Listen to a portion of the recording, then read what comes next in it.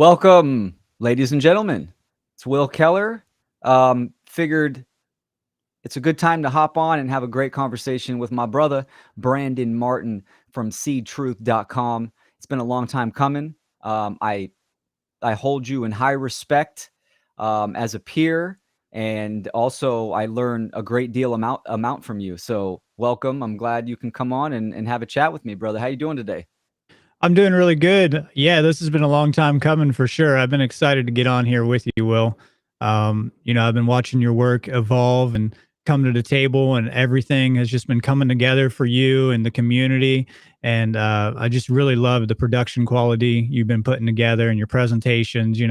So I've been real inspired by that as well. So it's a feedback loop. Like I inspired you, you inspire me. That's what we do. So it's really amazing. So thank you for having me on. Oh yeah, man, my pleasure. And you're absolutely right. It is a feedback loop of inspiration. It's to motivate and elevate. And my first formal presentation was done at the Seed Conference, Seed Four, and you reached out to me, and I'm like, yes, let's do it.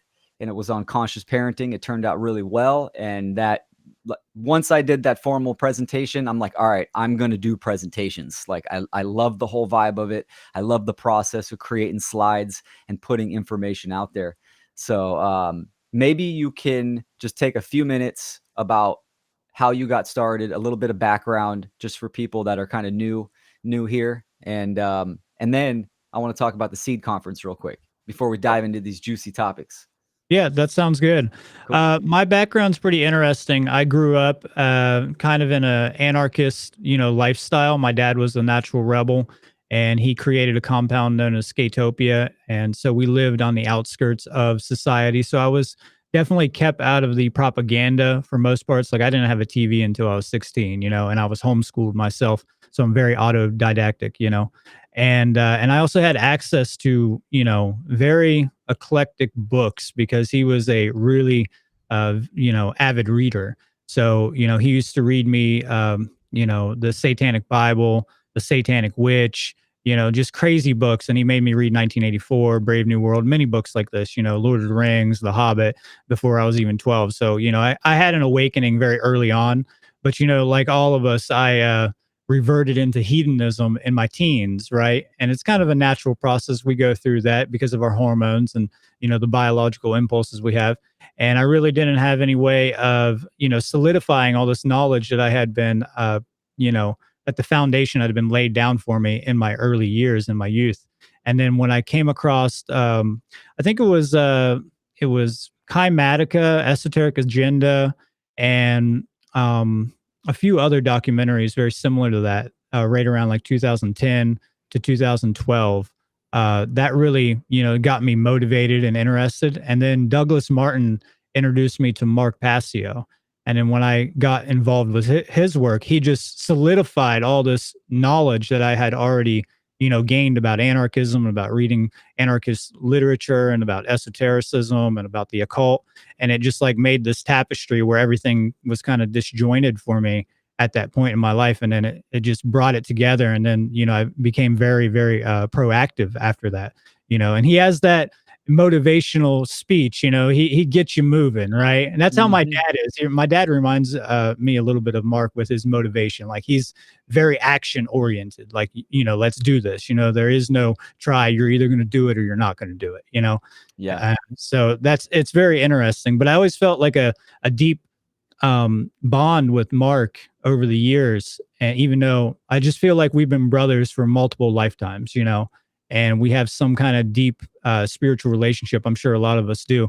And so, he took an interest in my work. And then I went to the Free Your Mind conference with my family. And then I was inspired by that to create the Seed Conference. And so I did it at my own compound off of my own land, and did it out of my own pocket, and just started putting out presentations, and got a few people together, and we just did it. We built all these, we built a pedestal, we built all these pews, we built everything, from DIY scrap wood, and we brought people in, and it was at a skate park. So people were skating, having a good time. And it was really interesting to do it that way. And from there, it just evolved and kept, moving forward. and I just kept stepping it up every time, each year. And I think the biggest struggle I had was actually with Seed 4, because I had intended to have Seed 4 at a university because I wanted to like go into the system, go right into the education system, because I know a lot of people that go to that university. It was in Athens, Ohio, and it's a pretty big university. And I wanted to put it right in their face. I wanted to put the truth right out there in their face. And unfortunately, they started to have the lockdowns, the restrictions, and all this stuff. Then they wanted to cut my seating in half and still charge me the same amount to rent the facility.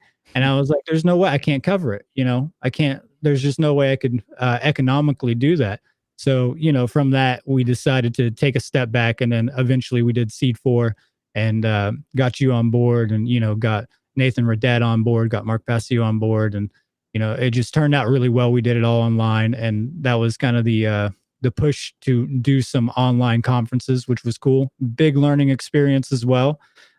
So yeah, and thank you for coming to that, because your presentation, I get so many compliments on your presentation too. That one specifically, they really, and I share it with people all the time. Everybody that I know that has kids, I'm like, you need to listen to this.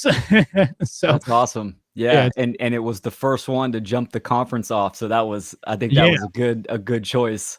right. Yeah, I appreciate that. And you guys have started like a trend, right? I mean, I'm one of the organizers for the Freedom Under Natural Law conference, which is online, and we were inspired directly from Seed 4.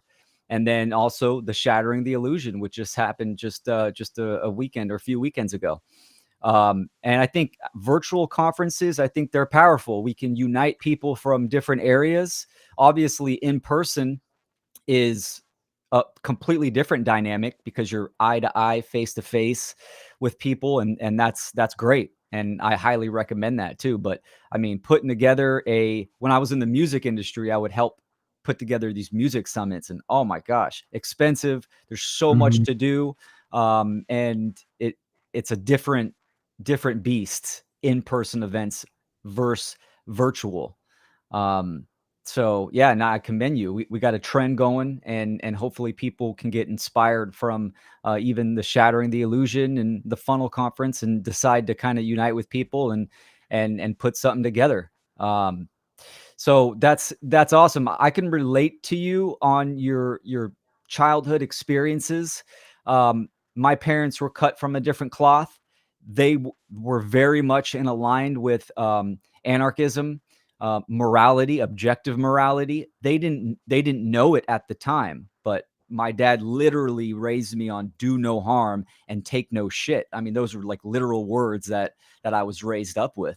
And um, so yeah, so I can relate to that. And I was on, growing up on a ranch, I was kind of on the outside of culture in my youth. I did go to public school and stuff like that, but even my parents' friends, we were on the outskirts of a suburb. They called my parents the Beverly Hillbillies. And so but I learned a lot from my childhood, but then getting into my teens, started getting into music, and that definitely sprung me into a little more hedonism, which, looking back on it now, I learned a Mhm. great deal about myself. And when I kind of transcend that state of mind, it was like a death of a state of consciousness, a level of consciousness, and a lot of lessons and a lot of refining the ego in those days. So it all depends on the person, right? I mean, this is part of the human element. We take elements. You could take fire and wood, create a fire, and then you can add metal, and humans can forge a tool from that. So transmutation, this is what it's all about. It's all about moving energy. And looking at the Seed Conference, how you just started with your own area, money out of your own pocket, supplies and material on your property, and what you can work with, and you did what you could then, and then upgrade it and progress forward on the next events. So that's awesome, man. Yeah, it was really interesting doing that process, and it's cool about your background. I didn't know that. That's really interesting. So we can definitely relate and bond on that. Yeah. Being kind of the black sheep of society and having kind of a family that's that way as well. I did go to a little bit of public school, though I will clarify that. It was more, let's see, I think after 6th grade I started doing homeschool, but I did a lot of traveling too, so it was hard for me to even stay in school and be able to pass because I was always, I was going all over Europe, all over the States. So, I got a lot of experience just doing a lot of traveling, and I was involved in the underground punk scene and metal scene and skateboarding scene for a really long time. So yeah, I got a lot of different unique perspectives, which I learned to transmute. So like when most people who know about Skatopia, when they look at me, they're like, how the heck did you turn out to be such a moral person coming out of such a wild place, And I think that it's just like what you're saying. Like I just took the tools. I had some natural spiritual armor. I personally think I've been here multiple times and I've chosen to come back here to do this work intentionally because of the suffering that we're in. And I've had like past life experiences through my dreams and through therapeutic sessions. And I just think I have an old soul in a way, and I've gained a lot of wisdom. And that's why it related to me very quickly and very easily, whereas most people probably would still struggle with this because a lot of this work is what I consider to be a multi-lifetime work. Sometimes, some people can take to it really quickly, but this journey is not just over, so easily as you can do it all in one lifetime, And I think that's one of the problems we see in the world is people want instant gratification. Mhm. They want instant enlightenment, right? And I'm not saying you can't get that because I know that there are some occasions of that, but it's very rare. It's extremely rare. Most people are not going to get that, especially with the condition that they're in, where they've been completely, dehumanized and completely demoralized and, biologically attacked constantly, epidysgenically attacked over and over and over for tens of thousands of years, So it's like, it's going to take it takes a lot of hard work. I mean, we call it the one great work for a reason, and people don't get that. I mean, even just doing this live show, there's so many things that go into this, and there's a lot of work that goes into it that a lot of people would overlook, right? Mhm. And I mean, when I first started doing it, I was very naive. I was like, oh yeah, I can just, get this and get that and get on it. And it worked. You can do that with cheap mics and cheap mixing board and you can do it, right? But you have to progress, like you're saying. You got to take a step forward. You got to, try to up your game, and this is something I would say to that is, when you're a wise person, you have a duty to share that wisdom, right? You have a moral obligation to make other people around you. I shouldn't say make, but you should inspire other people around you to become wise as well. That's what true education is about. It's not about creating followers. It's about creating more teachers. It's about creating more wise people in the world, more learned men and women, and I think that's one of the downfalls of the education system is that it's all about obedience. It's all about creating a worker class, which has been adopted by the Prussian education system, obviously. But we've seen this even before we adopted that for hundreds of years, that all of our education systems have all failed, at some way or another. The only ones that succeeded were the mystery schools. Those were the only ones that really pushed us into looking at education as a way of evolving the species, a way of creating a higher type, a way of not only staying in harmony with natural law and morality, but also a way of giving you purpose within society, showing that you have a purpose within society to give you a good understanding of how to use your spiritual currency wisely here, because time is sacred and you do have limited amount of time as far as in this form. So you should spend it wisely, right? Mhm. Yeah. Oh, no, yeah, good point. You touched on so many good things. And I make the distinguish uh from the great work and the one great work because Right. it was really big in the mystery traditions as well, right? It's about the individual work then radiates to the external. And when I see people, there's a lot of organizations that just want to gather numbers, right? Change is in the we. we create change, create change. And I actually say it's the I, because it's what every individual does. They have to do that internal work, and then it can output in moral behavior. And once more people do that, then that becomes the aggregated result. um Right. and the form that I'm talking about is, we can create change, is protests, people in Mhm. gatherings and going out to events.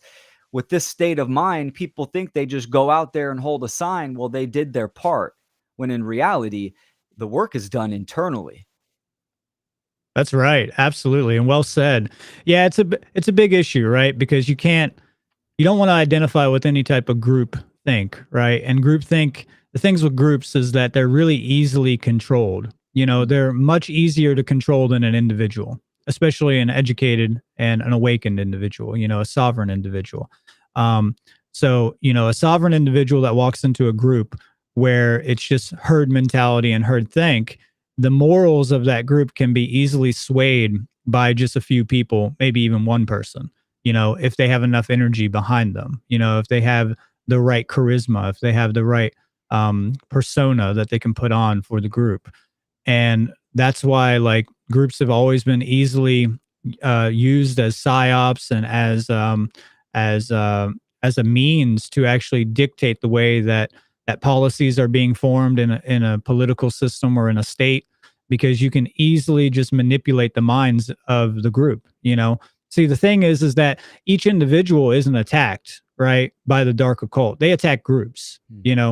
They attack us all as a whole. They're not like specifically targeting you or me. Sometimes they do. I'm not saying that they don't, but it's more rare. They do that for specific people, but they're not doing that across the board to every single person on the planet individually, you Mm-hmm. know, all at the same time. What they're doing is they're targeting groups. And in that way, they can sway those groups and move them. It's just like working on a ranch, right? Working with sheep or something like this. It's easy to manipulate the way the herd is going in a group, but as soon as you get that one that runs off, it breaks the whole thing, and you're like, oh, what am I going to do? Yeah, And it can be very difficult to control that, right? Um, exactly. so groups are really easily controlled. So it is a big issue. So yeah, stay out of group politics and group identity, because like what you're saying, getting involved in that, like going out and just raising your picket signs, that's not going to change anything. We've seen where that's taken us before, you know. And the other thing is that in groups, you get energized. You have a kind of youthful like experience of wanting to be active, right? But yet you haven't gained the wisdom and the responsibility to know what you need to be doing with proactivity. You haven't gained the understanding of natural law and morality for most people, right? So they go out there and they want to change the system, but they don't understand how the system works. They don't understand the fundamental dogmatic axioms that people are believing in. They don't understand causality that takes place in the mind, right? They Hmm. just go out there and they're fighting the symptoms of everything. Change this policy, right? Left and right. And they're applying band-aids to someone who is constantly reopening their wound over and over and over, not realizing that you have to stop the person in the mind from wanting to cut themselves over and over and over. You don't want to just keep mass producing band-aids for that wound, right? It's not going to Exactly. solve the sickness, the psychopathology of the mind. So that's a big thing. So I think you brought up a good point there. Yeah, no, you did too, with institutionalized paradigms. They project and they attack worldviews that then people identify with, right? That, like you said, Right. it's the group think itself. Once someone engages in the initiation process of internal development, you're learning how to think. And um, I I think the domestication of humanity, this was kind of a topic that we talked about. Let's explore this a little bit, because it's obvious that, especially men, but women as well in their own way, it's all about declawing and neutering and spading. The men first, because the men are the strength, as well, but also attacking the feminine, which is care and that nurturing aspect. So people are getting hit from both directions, and it this is why people call them cattle or sheep, right? It really is domesticating human beings just like you would animals. Right. It reminds me of Animal Farm, right? The book Animal Exactly. Farm, and that's what we're experiencing at some level. Obviously, a multitude of different allegorical stories and films, but yeah, that just it brings to mind Animal Farm, and yeah, the domestication of humanity has been almost perfected, I would say. Like they've mastered this because they have occult knowledge about human psychology that they've been holding for hundreds of thousands of years. There's just no doubt about it. Hmm. And when you get into the occult studies of the mystery schools, you understand that, this knowledge has been around for a long time. And that's really what it comes down to, is understanding occult psychology, not just modern psychology, because modern psychology is definitely not, in the realms of the esoteric workings of real psychology. So let's take a look at like Carl Jung and Freud, right? They kind of were just rediscovering what the ancient minds had discovered and perfected thousands of years before this. They Yep. had already understood this, and the degradation of that knowledge and the assimilation, obliteration, and the institutionalizing of that knowledge, and the intentional withholding of that knowledge has been a huge issue that has helped to domesticate us, because it creates a power differential between those who have the knowledge and those who do not, right? And Yeah. that's the big thing. And it's so easy to domesticate someone, right? You do it through fear-based mind control, right? You do it through trauma. And that's what we do. We keep ourselves in trauma all the time. And I don't even want to point at the elite so much anymore, right? I mean, I've been saying this for many years. It's really about all of our neighbors. It's really about ourselves. Like you said, it's about me. Where have I consented into this? Where have I done this? Where have I been contributing to the system? So it's really the masses. It's the masses of the people, because if they stood up, the chessboard would flip. If we all got educated, the elites have no power. I Exactly. mean, they really don't. And so, I obviously point out the elites because that is true. They have the mass majority of economic power, global power with globalization, geopolitics, and they have a lot of sway in the world. But it's nothing compared to the masses of the individuals. It has no comparison. And if we had a paradigm shift, right, in Hmm. consciousness, and that's what this really comes down to. And this, you've said it many times. It's all about working on your consciousness. Getting out of the inversion principles. The inverted principles of the satanic mindset, and getting more educated, more enlightened, and working towards not only bettering yourself and healing your own traumas, but also getting proactive once you've done that. You don't want to go out and start casting stones if you're living in a glass house, obviously. Well, Yeah. I'm not living in a glass house anymore, right? I don't think you are either. So we can do this. We've done our work. So it's really important for people to understand that. And I brought that up because most of the people that are going out in the groups, right, with the picket signs and protesting, they're living in glass houses, Yeah. and we can see that because they fall for a left-right political paradigm, which I haven't said this on the air yet, but I like to say this. I hear even within the community a lot of people talking about, attacking the left. They attack the left all the time, and I see that more so than attacking the right. And I understand, because there's a lot more power coming from that ideology right at this moment. But there's no difference, and you got to realize that when you attack the left, you're bolstering the right. You Hmm. you're bolstering the other side of the paradigm, and that's how people will interpret that. So you have to make sure to understand it's not just left, right. It is just government. It's just the state. That's what it really is. That's what you need to Exactly. attack. That's the issue. And Yep. that's still just a symptom of the issue. But that's, you at least need to get to that point where you're Mm. like, okay, it's not just left and right. It's government. It's the belief in authority. Yeah. There is no deep state. It's just the state. Right. Well said. Accountability, responsibility. This is where it's at, and I still see this. I mean, it's extremely prevalent that people are pointing the finger at the social engineers, right? If oh, we need to get them. If we get them out of the equation, then everything's going to be good. Nope, ain't going to happen. You're never going to know who these people are. They don't have social security numbers, birth certificates. They will be replaced. This is a family a dynasty that's been going on for thousands of years, but the power doesn't reside there. Just like you said, it resides in the individual, and the individual's doing the work, and the people give it the power, right? Hitler would have never done what he did if the people didn't consent and followed orders and gave him power, gave his ideology power, because they're the ones that are actually performing the actions. So yeah, man, I mean, well said. We have a question real quick from our good friend Brandon Spencer. Is Brandon familiar with the Egyptian? How do you say that word?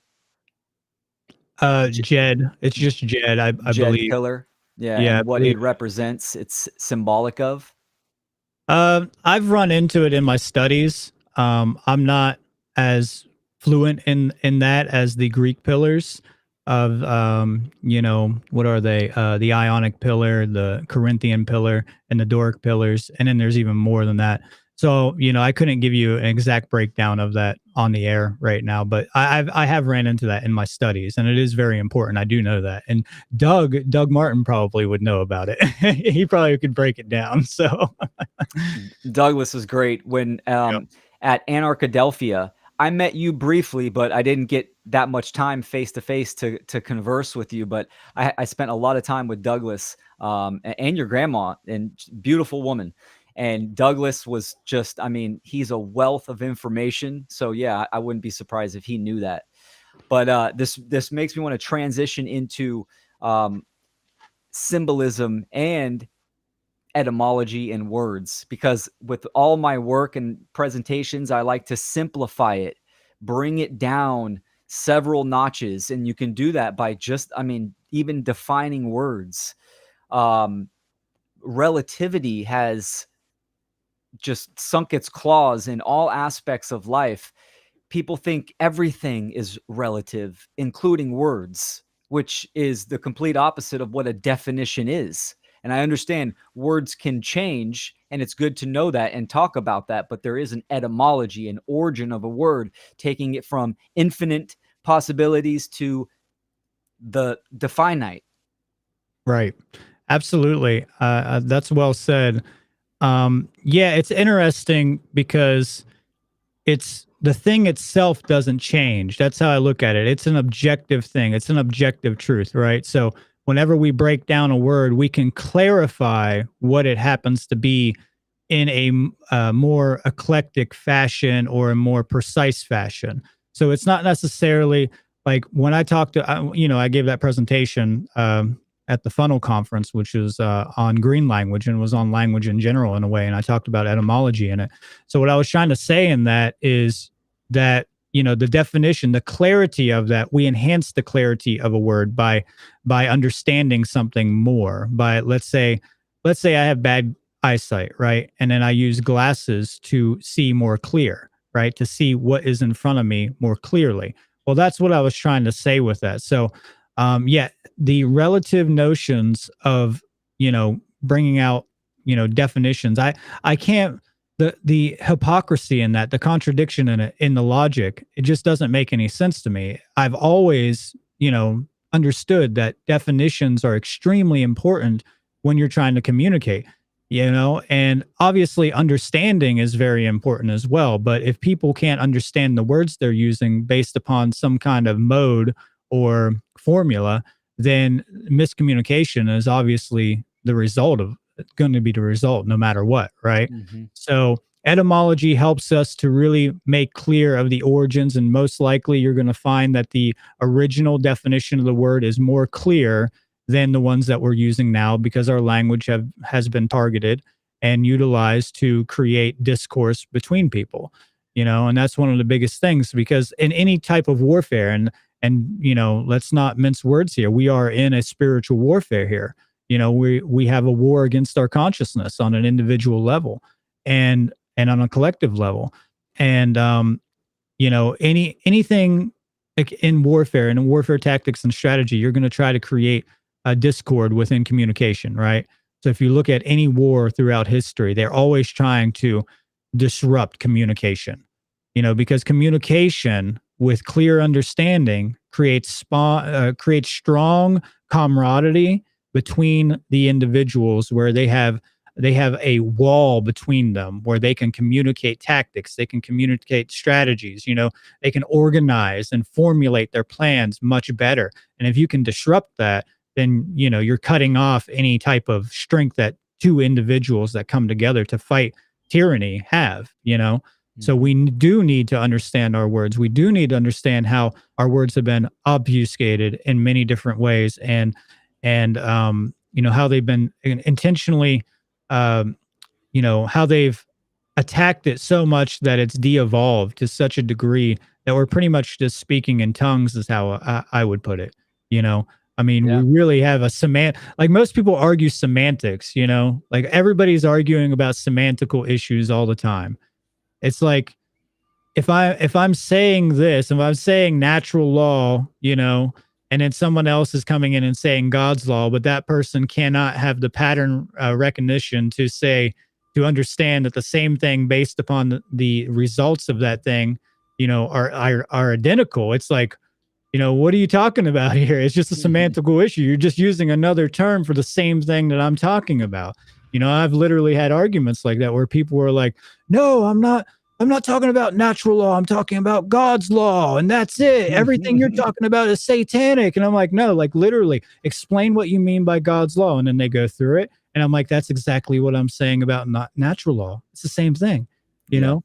It's the Yep. same it's the same thing. Like, what are you doing?" Like, and they're like, they still argue with you. And it's Mhm. it's because they're eagerly identified with the terminology rather than the actual meaning. You know, that's the thing. And that's what I always say about like anarchism and stuff. I care about the meaning of anarchy.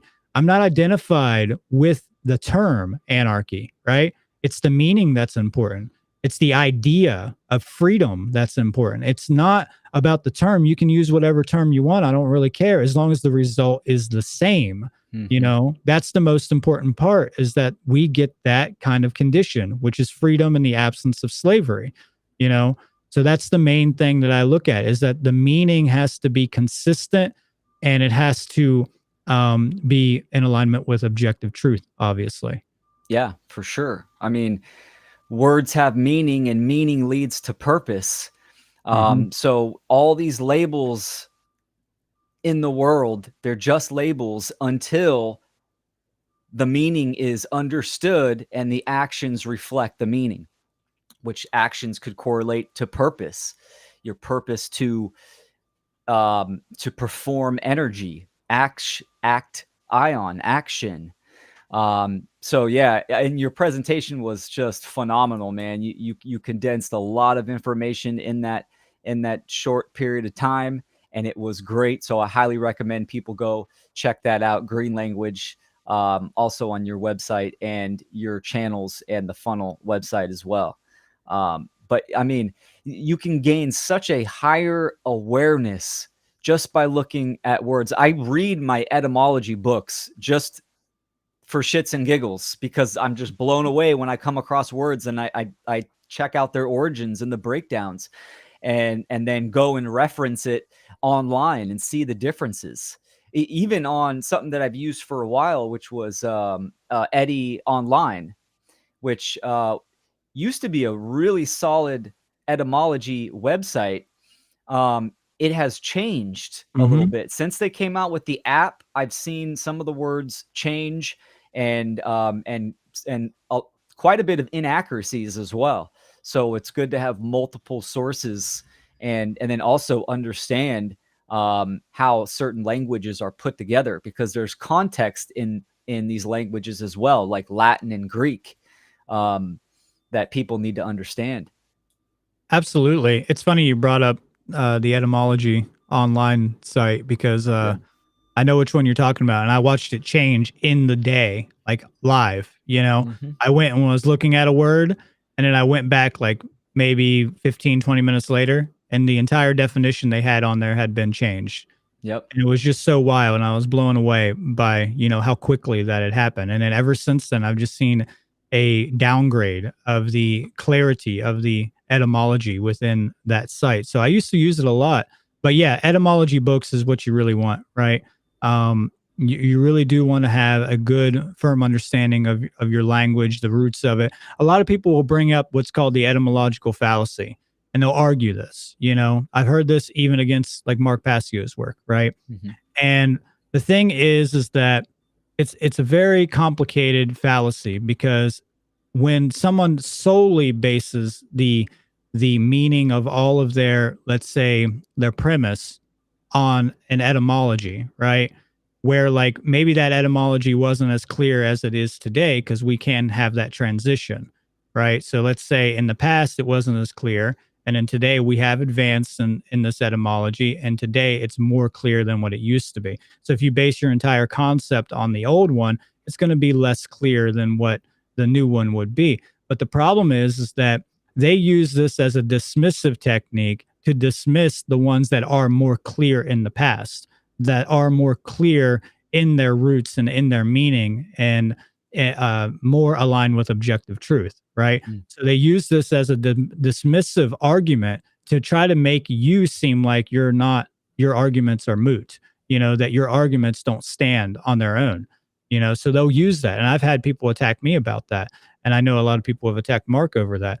Hmm. And so I brought that up. So that I call that the etymological fallacy, you know, because it's a fallacy to do that, to try to say, oh, because you're using etymological words that you're basing your concept off of, let's say like anarchy, that your entire argument now is just moot, and it has no substance and no value, because the like you're talking about, it's all relative, right? So they go into this relativistic idea and this kind of postmodern thinking where, they don't even believe in objective truth, but somehow they've come to the objective truth, quote unquote, that everything's relative, right? So Yeah. there's a fallacy within that. There's a fundamental illogical contradiction there when people were like, "Oh yeah, I know this to be relative, and it's all like truth is relative," but yet isn't that supposed to be based on an objective truth? How did you come to understand that?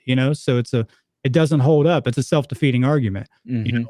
Or when Yeah. you say that truth doesn't exist, right? Is it true that truth doesn't exist? Well, obviously you can only go one of two ways.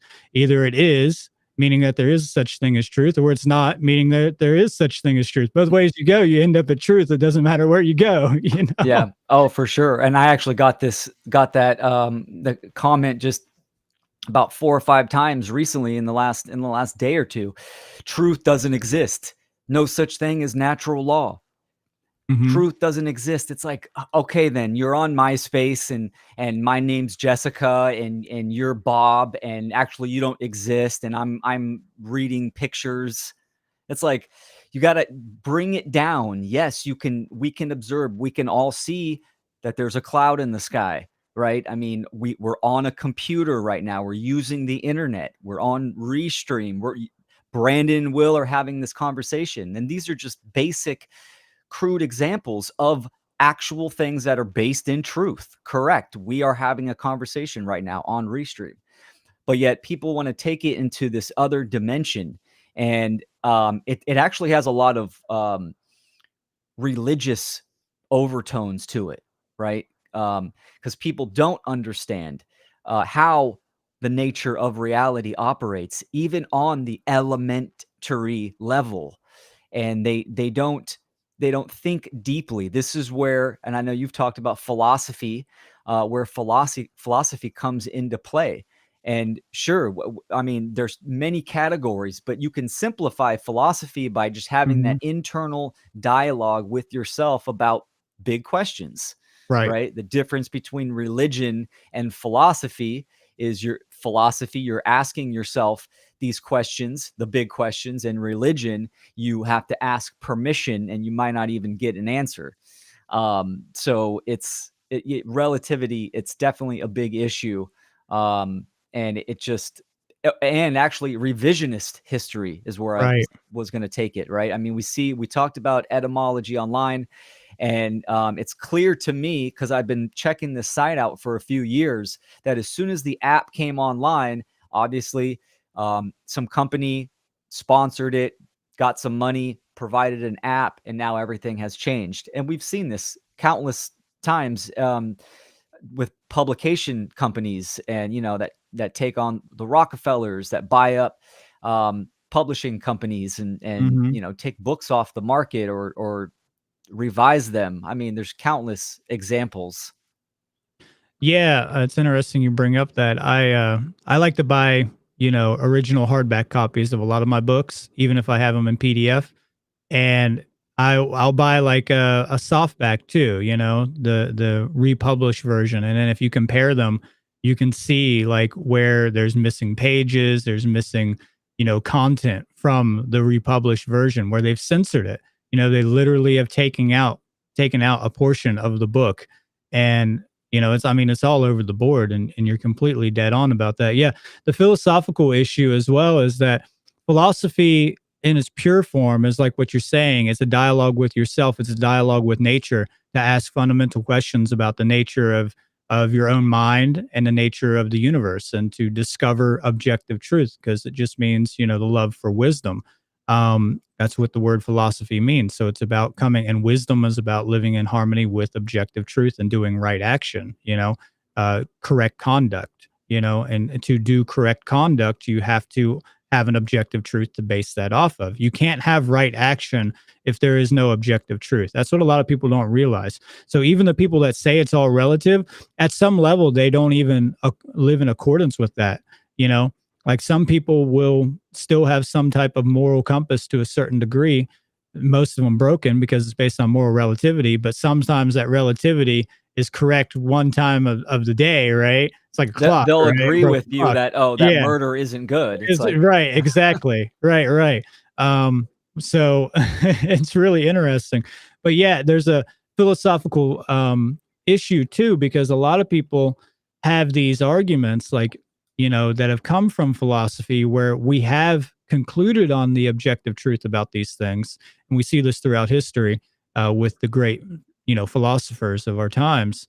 And but they're still arguing over the same thing, is my point. It's a constant argument, and then you get people who, get into nihilism, or, like, let's say Nietzscheanism, and Nietzsche has some great stuff, but, he takes you away from what you really need mhm, ultimately. He'll stimulate your mind, but he doesn't get you to the fundamental of the principles, and the real epistemology, and a lot of stuff that you really need to make a better person out of yourself, and to create correct conduct in the world, and to gain meaning in the world. So a lot of people become nihilistic, obviously, or atheistic, with a lot of these things, and they just argue constantly. They just want to argue over all these points rather than looking within, and looking at nature, and understanding the discovery process. An example of this would be like the allegory of Plato's cave, right? The allegory of Plato's cave is a great allegory. It can help you to understand how to get to objective truth. The Matrix movie is kind of a play off the allegory of the Plato's cave, right? But mhm. yet people can take that and warp it and manipulate it to make it seem like that what you're experiencing here is completely all relative. So people will look at even the Matrix allegory and take it and warp it and be like, "Oh yeah, this is all just a big game, a big simulation. It doesn't matter, Like Mhm. nothing here really matters because this is the cave, right?" And they don't realize that this is the cave and it's actually the surface as well. It's both. The Yeah. cave is actually the projections on the cave wall are actually politics. It's government. That's what all that is. It's the illusions, and then you climb out and you see the sun of truth and life and growth. And that's the real world. That's here too. It's spirit in the flesh. Mhm. So people take these things and they twist it to their own narrative, is my point, because they are fundamentally flawed in their logic and their intuitive capabilities and their pattern recognition. So yeah, philosophy is a really interesting thing. I actually coined a term a while back, and you might like this, and the people listening might like this, because the Greeks define love in many different ways. So you have like eros, philos, agape or agape, right? And they even go up to like seven and later traditions, right? But we'll stick with those three for an example. But we have agosaphy, right? Which would be a higher form of philosophy. So it's agape or agape. It's universal love for wisdom. So philos is a personal level, um, a platonic level of love, right? Mhm. So then you have a step above that, which is an intimate love with the universe. So universal love. So I just take the word, agape, combine it with Sophia, Sophie, agosaphy, so it's Mm. it's an advancement of philosophy, so it's Excellent. not just for me personally, it's for the entire universe, it's the love for universal knowledge, it's the love for the universal mysteries, it's the love for creating things in the universe and stewarding the universe and helping the universe and being in alignment with the one great spirit and being in alignment with your purpose here, to create freedom and to advance the species, because that's all ultimately what it is. We have to evolve our own species, and that's why they don't want us to have our own education. That's why they want to keep us dumbed down, domesticated, docile. They want to keep us dumb. Yeah. No, And we do it to absolutely. ourselves too. I want to add that we do it to ourselves also. So we got to realize that. Yeah, that's the thing. We're consenting to slavery. I mean, you're not, I'm not, right? Hmm. This is why we're doing the one great work of educating people to do and inspire people to do that internal work. Um, but the majority of people in the aggregate are consenting to the current human condition. Um, the ego steps in, right, and immediately puts up blocks, and these blocks are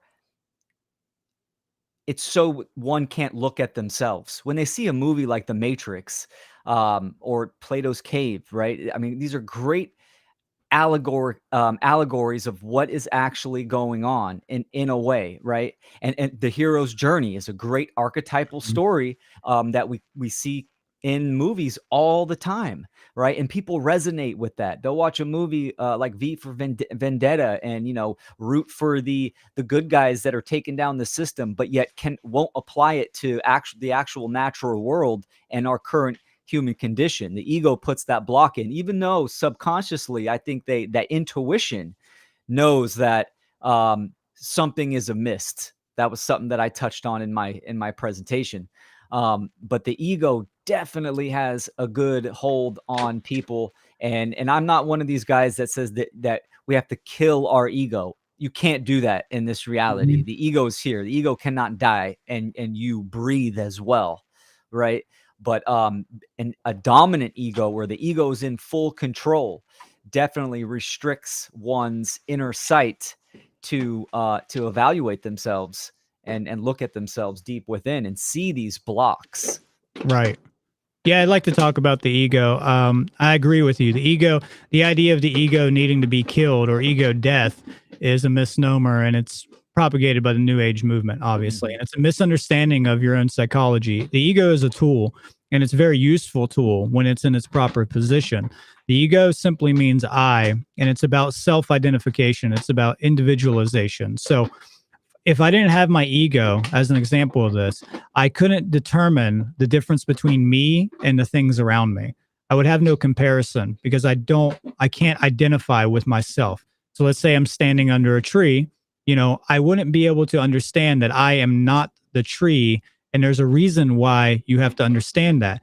And there is a biological and consciousness reason for that. It's because of protection. Okay. And I know a lot of people won't like that, but it's true, because if that tree decides to fall on you, not the sides, but if it happens to fall on you, right, Mhm. you need to be able to protect yourself in order to survive so that you can continue to develop and grow and evolve and things like this. But if you think you're the tree, it doesn't matter if the tree falls on you because you're the tree. You're Mhm. falling with the tree. You are the tree. It doesn't matter. So if it falls on you, and you die, there's no point in it, right? So, but we don't want to take it so far that we separate ourselves from nature, obviously, right?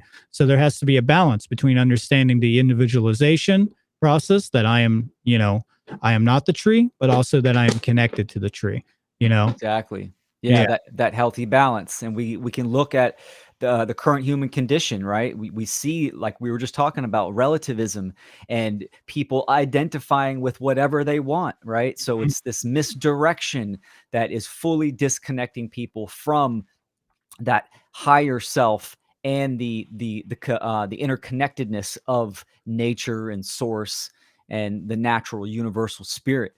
Um, which it's just it's mind-blowing, the shit that we see nowadays, with people that what they identify with and that Oh God. disconnect. And I tell people, speaking truth, there is a level of acceptance, not accepting slavery or violence, but accepting that you you can do what you can do, but yet you can't force someone to change internally.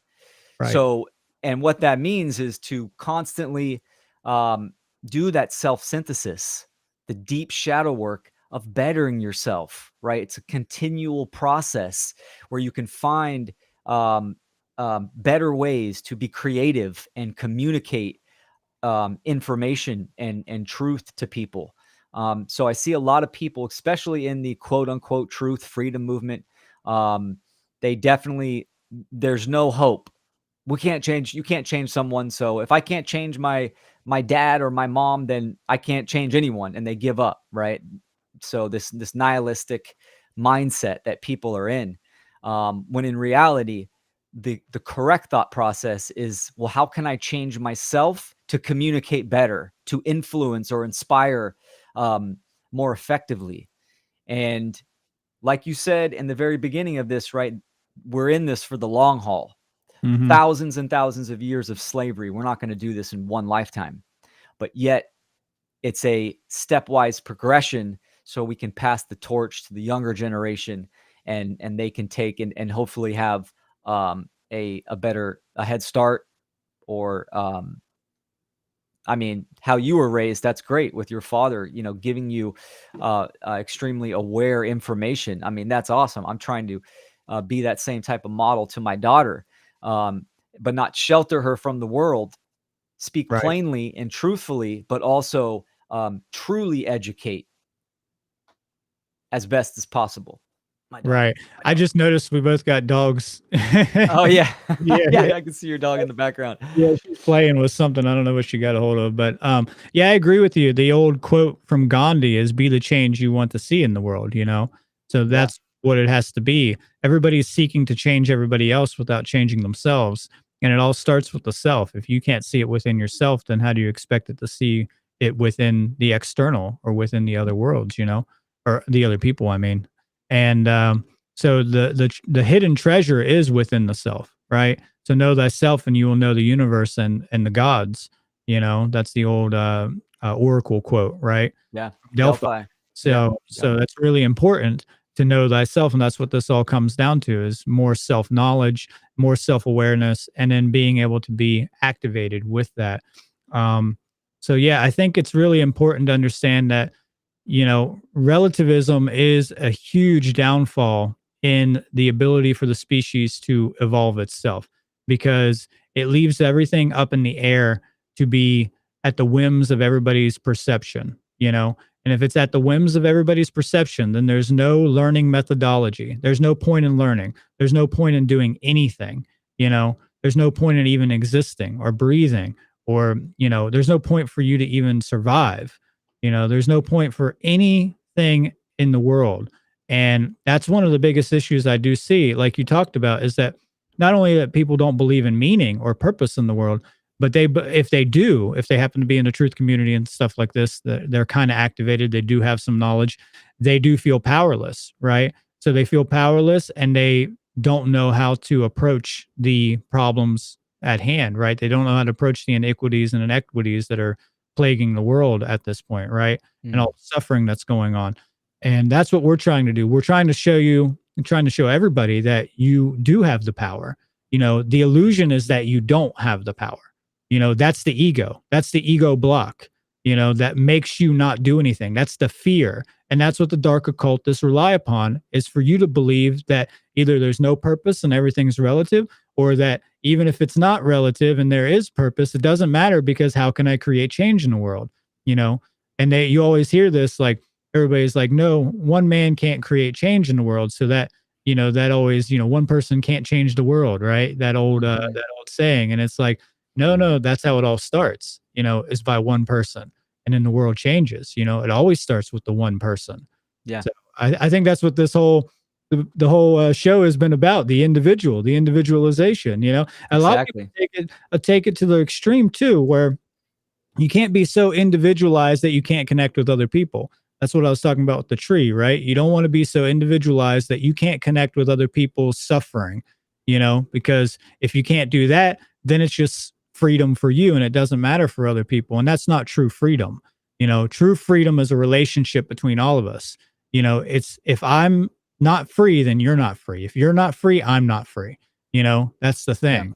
But we also want to stay out of the victimization idea as well. So we have to stay in our power of sovereignty, empowerment, our spiritual empowerment. We got to be spiritual warriors here. You know, so I'm not a slave, but I'm in a condition of slavery. You know, you could say yeah, I'm a slave. They can say I'm a slave, but I'm going to tell them to their face, I am not a slave, and I'm not going to back down, because I am not inherently a slave. I'm inherently a free, sovereign being in this universe, and you're not going to take my freedom. You're not going to usurp it anymore, and I'm not going to allow that to, be passed down to the next generation, on the progeny. You know, so I'd rather have the suffering hit me than progeny, right? I'd yeah, rather take the blunt of that than pass it down, and that's what most of these parents do. They're like, oh, I don't need to worry about this. And what happens is that the failures of them get passed down to the next generation. The failures of our parents get passed down to us. And obviously none of us are perfect, so we're going to have some failures that get passed down. So don't beat yourself up about that either. But we do the best we can. And you can't just sit back and do nothing. You don't want to be lackadaisical. You don't want to be lazy or cowardly, right? Because yeah. that's what we really see is cowardness. It's just everybody's cowards. They're the cowardly lion, and they have not been anointed to the kingship, of themselves. So Exactly. it's a big issue.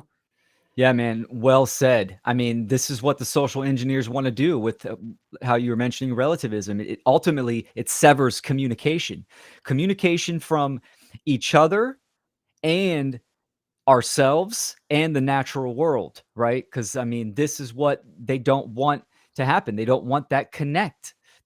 So you commune and communicate with nature, which is all encompassing.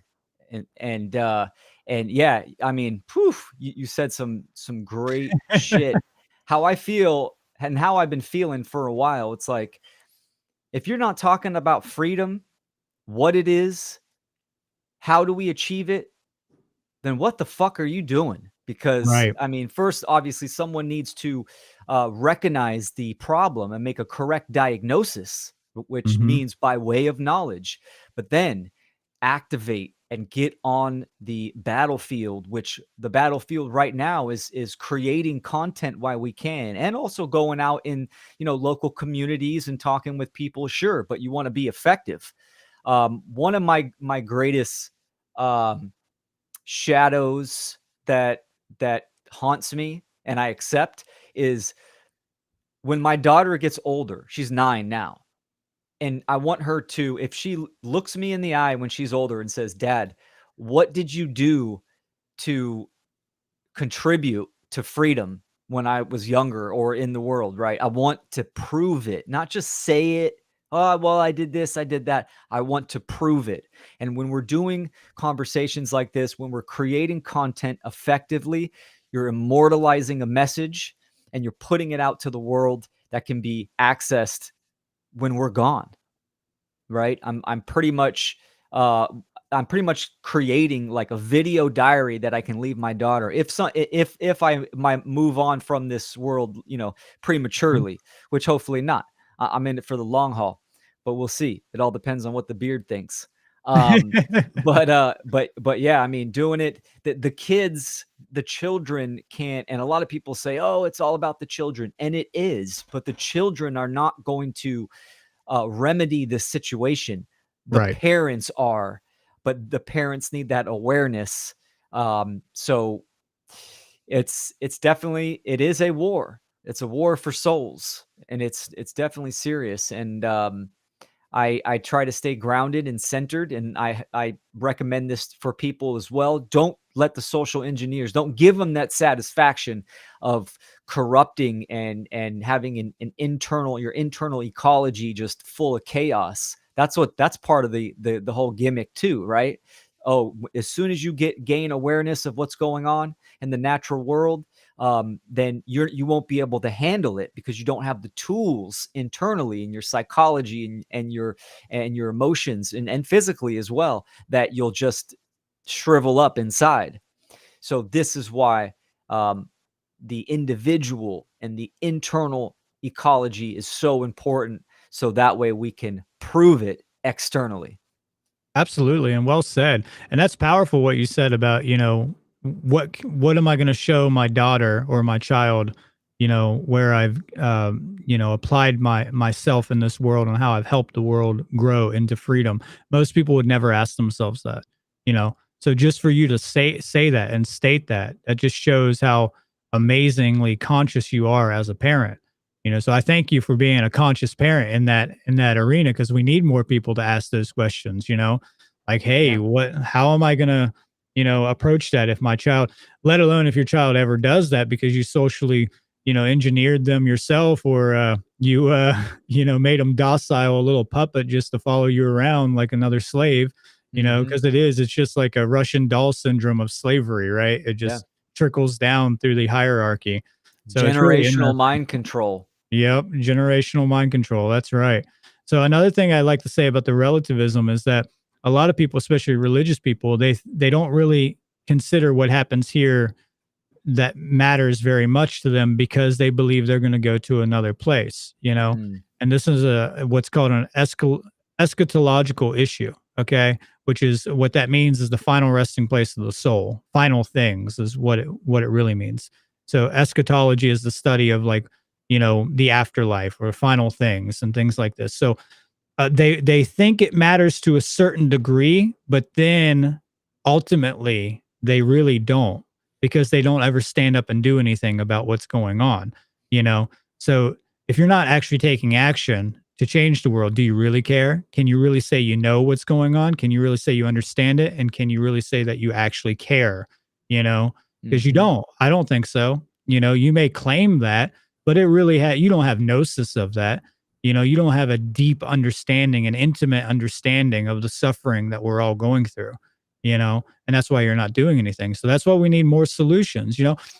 This is a big issue as well, is that people expect me or you to have all the solutions to all the problems in the world because we're trying to change the world on an individual level. It's like, no, that's another straw man argument. You're trying to put me into a position where I cannot defend my arguments by saying, since you're not a nuclear engineer, how are you going to deal with the nuclear power plants when you're in a stateless society? It's like, no, there's other people, the other people who have those skills. That's what the roundtable's about. You talk to them about that. They'll have the solutions to that. I don't have a solution to that. You know, I'm not meant to have all the knowledge on all areas in the entire world. I'm not omnipotent. I'm not omnipresent. I'm not a god. That's the whole point. Everybody wants to be God here. And then when you go to try to change the world into a more free world, and you're trying to help them, you're trying to actually help those people who are enslaved. They're like, oh, well, if you can't solve all the other problems of the world when we're free, then I'm not going to listen to your arguments. Why would I ever listen to you? Because you can't figure out how to do this one thing over here, where you've never studied that at all. And it's Mm. like, okay, it's a fallacy. Yeah. It's a straw man fallacy, and you're trying to dismiss the entire argument. And what sucks is that it keeps people enslaved, because people are more worried about the utilitarianism and pragmatism of, like, how the system would work. And I know I've talked about this recently on many shows, but they're more worried about that rather than actually achieving freedom. Freedom has to come first. All those other things, we already know how to do those things. Infrastructure, organization, all these things that we'll have. without coercive governments, without slavery. You know, we already understand how to do those things. So it's not like that knowledge is going to change. For example, magically, because we're free, we're all going to lose the ability or the knowledge of how to take care of the roads. You know, Yeah, like, really? I mean, seriously, how ignorant are you? You know, like, magically, we're just not going to take care of our own roads, which I have to personally use to get to places. You know, so I have an incentive to want to take care of them. And then if a community comes together to work on them without a third party stealing from us to get that done, which they usually don't get it done anyways, somehow they're just going to magically be destroyed, right? They're just going to magically fall apart. And it's like, no, actually, they're falling apart now because we're living in tyranny. You know, that's the problem. exactly. Because that system of taxation not only is unethical and immoral, but it's inefficient to deal with local community issues, you know, and it's inefficient to deal with collective issues as well. Because no matter what, the evil always has within it the seeds of its own destruction. It cannot continuously perpetuate because within itself there is a solution to it, and it's going to destroy itself. It's going to start to devour itself. And you see this. It's like hierarchies fighting other hierarchies constantly, and the dark occult are up here just watching it, right? So Mhm. you got all these towers coming up and devouring each other, right? But they never get to the pinnacle. And I wanted to point out one more thing. I know this is a long rant, but No, it's all good. you said something really important that I always talk about with people, and it blows them away. And I'm like, you were talking about, you know, that if you took out these elite people, that what would happen, right? Well, you have hundreds of thousands, millions of people in the same mindset, and they would willfully take up those positions of authority. They would willfully. I know people who would be like, "Oh yeah, I would love to be a rich, you know, pedophilic elite person." You know, I've never met anybody that said they wanted to be a pedophile, obviously, but you get my point. Because of the Yeah. money, because of the standard of living, their living would be increased. They can do more things, obviously, because of this. But people would willfully and without hesitation take up those positions, right?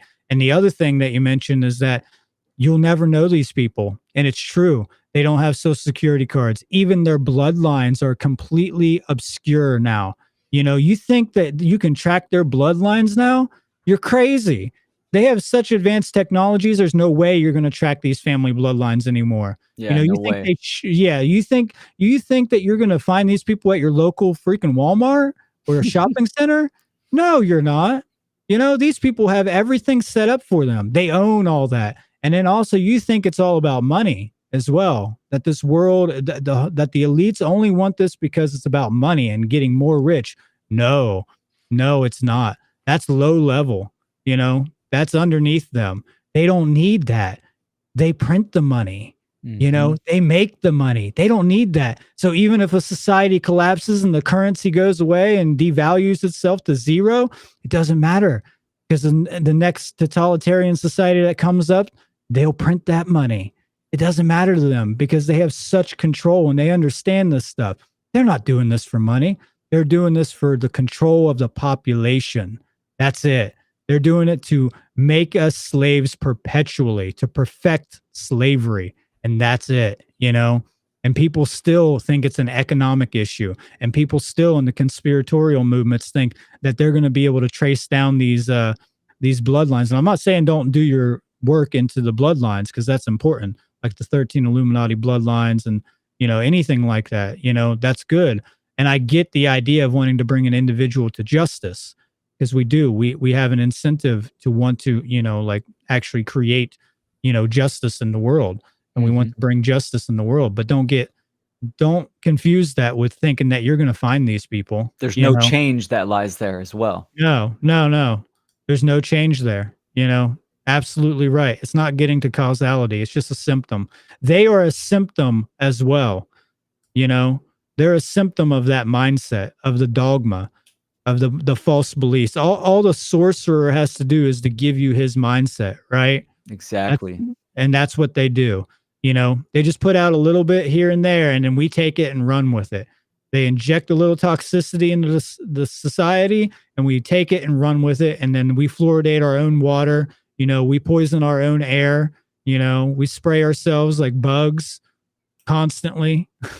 Yeah. So The mindset is holographic, it's self-similar. Like you said, the Right. sorcerer gives the people, their own mindset, and then the people will do whatever they want. Um, Again, the domestication of humanity, which majority of people, they identify with the abuser, they identify with their slavery, and then they justify it. Like, oh, well, human beings can't create roads. We need the state to do that.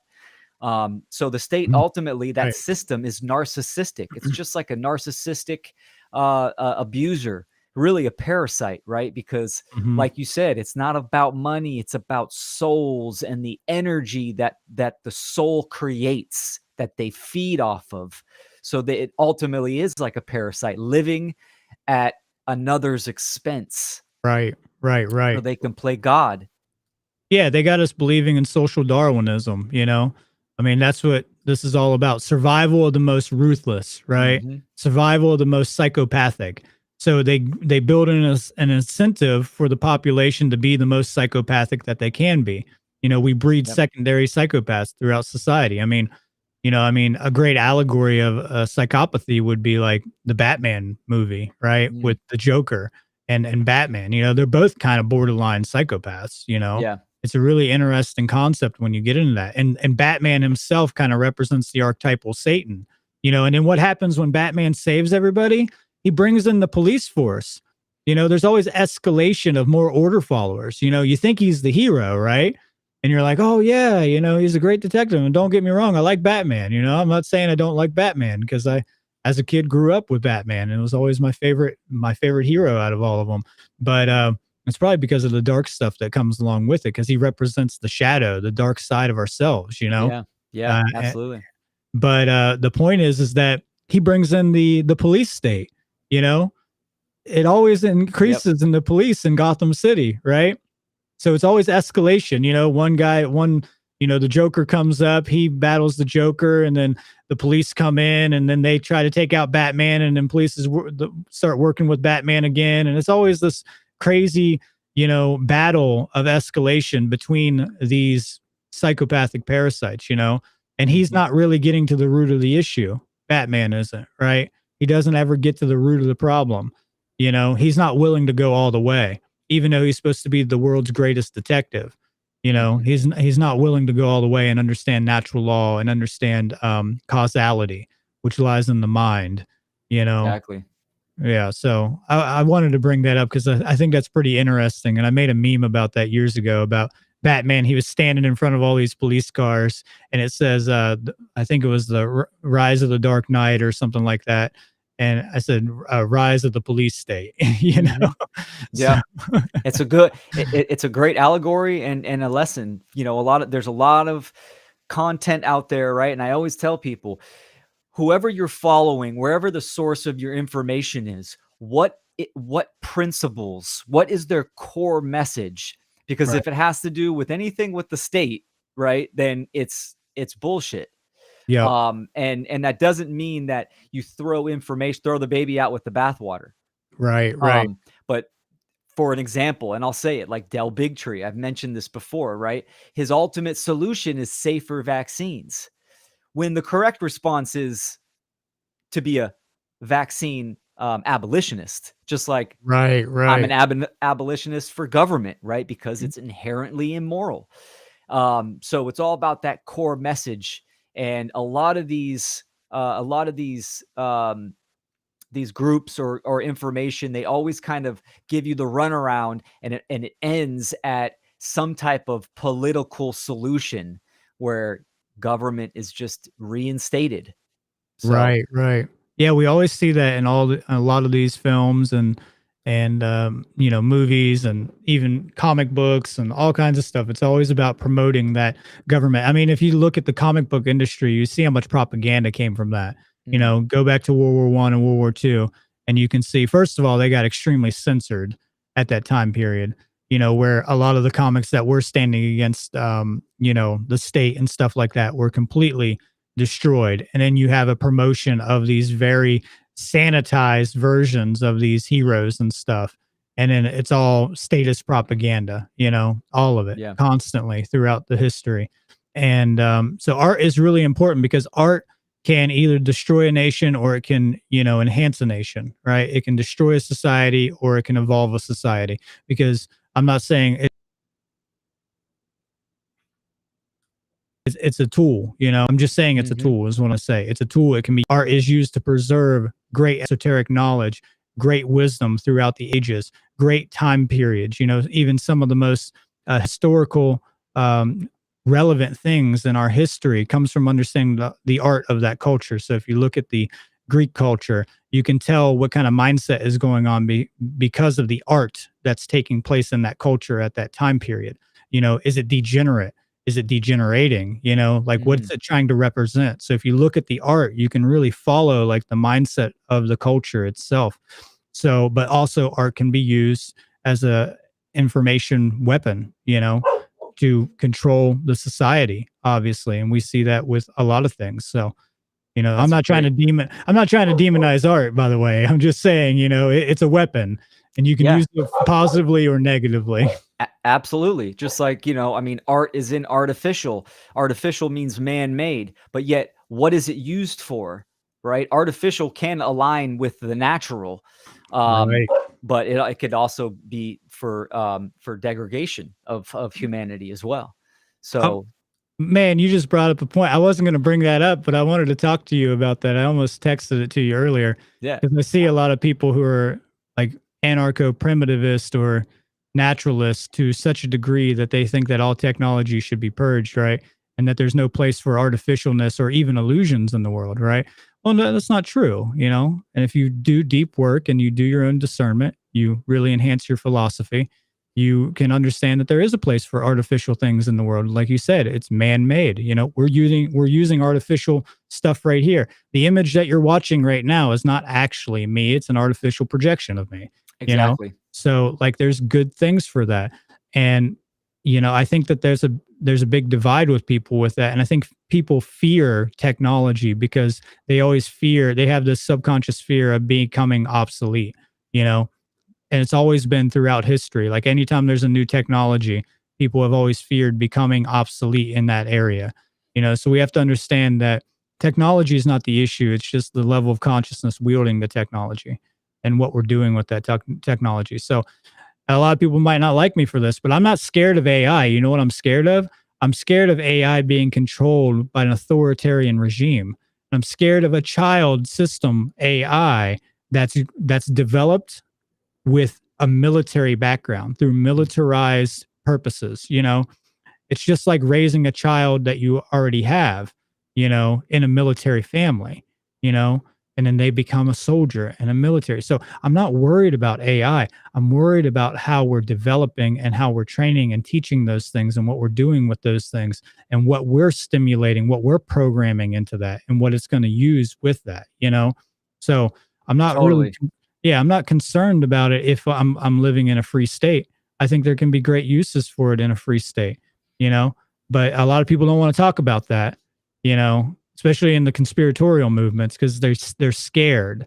They're scared of Exactly. what that means because they have self-conscious issues, they have self-esteem issues when it comes to technology. Yeah. And I would even say most of them are ignorant to technology. Yes. Through that preconceived notion of anti-technology, right? They don't have any knowledge for that technology in general. So I agree with you 100%. And even in my presentation, which was heavily focused around animism, right? Animism Hmm. is all about using technology, but using it in symbiosis to nature, the natural world, and its fellow beings. Right. So I agree with you 100% for sure. And Yeah. this is why it's so important to learn tech right now. And that's why I said earlier, it is the battlefield at this current moment. That's right. That's right. Yeah, when technology is aligned with nature and natural law and it has the principles underneath of it, we have moral philosophies underneath of it and ethics behind it, then it's always going to advance the species. I am totally not wanting to go back to living in caves. I think that's a horrible idea. I think it's a devolution, devolution. So or a devolution meaning like a devil. So Exactly. Yeah. We are but lower sea creators, right? We're a holographic version, Right. a fractal of source, the all. So we can create. This is what humans do. Humans create. They can take natural elements and then make something artificial that can be used for prosperity, the evolution, and connection with source and nature. Right. Yeah, that's what we should be doing. And also it's a pipe dream to think that that kind of ingenuity is just going to go away, you know, like just magically, like people are going to stop creating things, you Yeah, know. It's like, oh, really? You just think we're just going to become stagnant and just not create things? You know, that's what we want to do. We have a natural incentive to build things in this world, you know. absolutely. Yes, Even the most ancient cultures have always developed and built and advanced themselves, you know, with agriculture, with their, you know, their housing, with their society structures, all kinds of stuff, tools, you know, implements, the way that they've developed their implements, building their great temples, you know. So it's like it's totally ignorant when I hear that from people. I'm just like, what are you talking about? Like, if you personally want to go live in a cave, that's fine. I don't have an issue with that. But if you're trying to promote that as a societal solution and you're not even talking about natural law with it, then I'm like, I'm stepping back, you know? yeah, that's just one extreme side of the polarity that's completely in imbalance. So yeah, no, I totally agree with you, man. I think I know we're almost coming on an hour and a half. Man, Yep. time flies, dude. I could talk to you for so long, but that was a Right. good that was a really good spiel, and that's a good place to end on too, the technology bid. Real quick, we'll wrap it up, but any any hopes for a future seed conference? Oh yeah. I'm currently in the early phases of organizing Seed 5. Um, and here soon I will be putting out some, you know, information about who's going to be there and, you know, gathering speakers. And I can give you an estimate date. This can be subject to change, obviously, but hopefully it's going to be May of next year. And I always like doing it in May because I like to subvert the dark occult rituals going on during the season of sacrifice. So, you know, I'm shooting for early May if possible. So I like to do it right around that time period. That's when I've always done it. You know, but yeah, Seed 5 definitely in the works. Real excited for it. It's going to be awesome. You know, hopefully get you back on there, get some other people back on there. I mean, it's going to be excellent. You know, I'm ready to take what I learned from your guys' conference and put it into effect and hopefully continue this train, you know, and keep expanding with it. I love it, man. If that's an official invite, my answer is yes. Yeah, I'm looking forward absolutely. to it. That's great, Absolutely. man. Yeah, no, that's good to hear. And so talk about seedtruth.com. That's your main website? Yeah, that's my new website I just you know, published here the past year. That's where you can find most of my work at. You can also find my work at the Cubbyhole website, cubbyhole.com, cubbyWhole.com. And that's me and Nate Cap who do that podcast. I'm a co-host on that. We just did a really cool show on green language on there. People should check out. And then I'm on the One Great Work, you know, website as well, the One Great Work Network. So you can find my work there. Yeah, brother. That's awesome. Yeah, I got those links. I'll put them in the description. The Cubbyhole podcast is, I mean, dude, that is phenomenal. Any viewers that have not checked it out, go to number one and just work your way all the way up. Shout out to Nate Cap, Douglas Martin's on there, and you, of course. I mean, you guys are doing some great work, man. Um, I appreciate you so much, Brandon. Thanks for coming on, and we will do more of these chats for sure because I can talk to you for hours, brother. Absolutely, Will. Anytime. And thank you for having me on again, man. For sure. My pleasure. Ladies and gentlemen, thanks for tuning in. And we will check, you can check out my work on the One Great Work Network as well. And again, I appreciate y'all. Y'all have a good night.